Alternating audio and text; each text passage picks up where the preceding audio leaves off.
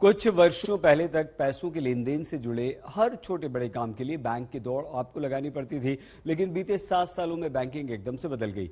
अब बैंक या एटीएम तक भी जाने की आपको जरूरत नहीं। घर बैठे मोबाइल बैंकिंग से ज्यादातर काम पूरे कर लेते हैं। इन 7 सालों में कैसे और कितनी बदली है बैंकिंग, देखिए।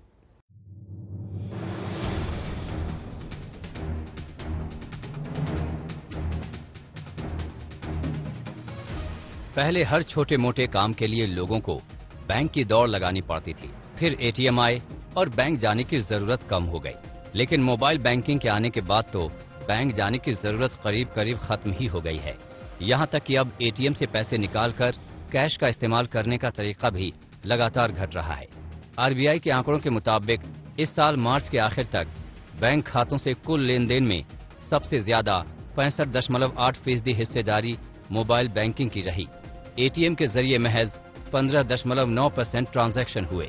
10.4% ट्रांजैक्शन के साथ मोबाइल वॉलेट तीसरे स्थान पर है और 8% से भी कम लेन देन के साथ पीओएस चौथे स्थान पर रहा है। यानी लेन देन के तरीकों के मामले में 2014 के बाद अब तक बीते 7 साल में बैंकिंग एकदम बदल गई है।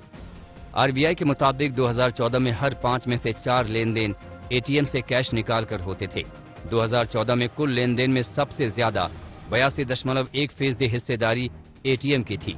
आरबीआई के आंकड़ों के मुताबिक अब सबसे ज्यादा रकम के ट्रांजैक्शन भी मोबाइल बैंकिंग के जरिए हो रहे हैं। इस साल मार्च तक मूल्य के हिसाब से सबसे ज्यादा 71% लेन देन मोबाइल बैंकिंग के जरिए हुए। 22.6% लेन देन के साथ एटीएम इस मामले में दूसरे स्थान पर और 5.2% ट्रांजैक्शन के साथ पीओएस तीसरे स्थान पर रहा।